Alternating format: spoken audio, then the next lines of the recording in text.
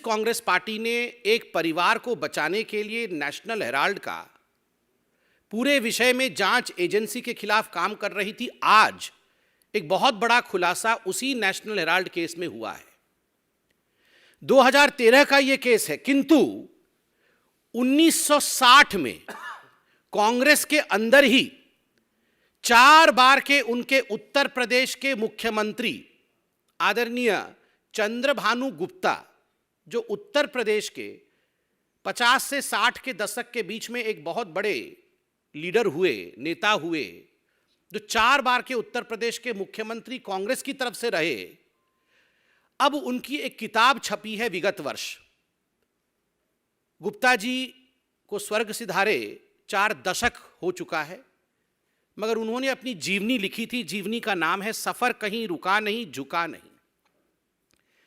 उनके इस जीवनी में जो उन्होंने दशकों पहले लिखा था, 60 के दशक में लिखा था, उनकी मृत्यु भी हो गई है, अब वो जीवनी छपी है। और उस जीवनी में जब नेशनल हेराल्ड के बारे में आप पढ़ेंगे तो अंग्रेजी में एक कहावत है, डेजा वू। आपको ऐसा लगेगा मानो हू बहू वही सब कुछ आज फिर से रूपांतर हो रहा है, फिर से उसी कहानी को दोहराई जा रही है। उस समय चंद्रभानु गुप्ता जी ने स्पष्ट शब्दों में क्या क्या कहा था, मैं आपको बताता हूं। किताब में चंद्रभानु गुप्ता जी कहते हैं कि जो नेशनल हेराल्ड है उसके फंडिंग को लेकर बहुत सारे सवाल हम सबके मन में उठते रहे। जिस प्रकार से ये नेशनल हेराल्ड है, ये कोई कांग्रेस की पत्रिका नहीं है। चंद्रभानु गुप्ता जी कहते हैं ये कोई स्वतंत्रता संग्रामियों के लिए या भारतवर्ष की कहानी को प्रतिपादित करने की कोई अखबार नहीं है।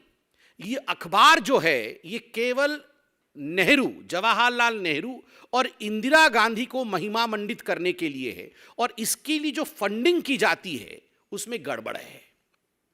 यहां तक चंद्रभानु गुप्ता कहते हैं कांग्रेस के 60 की दशक में कि यदि कोई इन्वेस्टिगेटिव एजेंसी, कोई जांच एजेंसी नेशनल हेराल्ड पे जांच खोल ले और उसके पैसे के विषय को अगर देखना शुरू कर दे तो बहुत बड़ा खुलासा, a big exposé will happen, बहुत बड़ा खुलासा हो जाएगा। आप सोचिए, ये जो परिवार है नेहरू परिवार, ये परिवार तब भी भ्रष्टाचारी है, तो ये भ्रष्टाचार इनको विरासत में मिली है। ये केवल सोनिया जी और राहुल जी भ्रष्टाचारी है ऐसा नहीं है, विरासत में परिवार में भ्रष्टाचार चला आ रहा है। और इसका जो खुलासा है ये चंद्रभानु गुप्ता जी करते हैं, उनके खुद के 4 बार के मुख्यमंत्री करते हैं। उसमें कहते हैं कि उस समय भी ये बहुत ध्यान देने योग्य विषय है, गलत तरीके से नेशनल हेराल्ड ने कांग्रेस से पैसे लिए।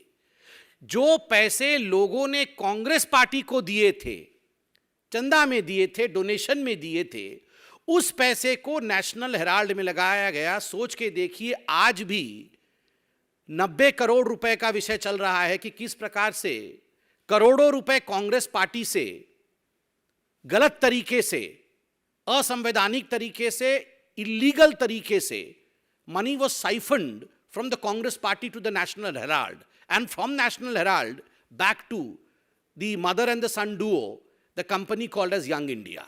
तो ये जो मनी सर्किटिंग थी वो उस समय भी चल रही थी और कांग्रेस का पैसा उस समय भी नेशनल हेराल्ड में गया था। सोच के देखिए, भ्रष्टाचार बेरोक टोक, अनस्टॉपेबल, मतलब भ्रष्टाचार और करप्शन तब से चल रहा है, नेहरू जी के समय से। और आगे चंद्रभानु गुप्ता लिखते हैं कि नेहरू जी को इस पूरी कंपनी का डायरेक्टर बनना था, इसलिए किस प्रकार से उन्होंने कई बड़े नेताओं का नाम लिखा है, पुरुषोत्तम दास टंडन, शिव प्रकाश गुप्ता, आचार्य नरेंद्र देव और खुद चंद्रभानु गुप्ता, कि हमें फोर्सफुली अपने जो शेयर्स थे उन्हें बेचने पड़े ताकि नेहरू जी के पास 100 शेयर आ जाएं और वो कैसे भी येन केन प्रकारेण डायरेक्टर बन जाए ताकि कंट्रोल उनके पास चला जाए। और अगर कोई इन्वेस्टिगेटिव एजेंसी नेशनल हेराल्ड को इन्वेस्टिगेट कर लेगी तो बहुत बड़ा खुलासा होने वाला है। ये 60 के दशक में चंद्रभानु जी ने कहा।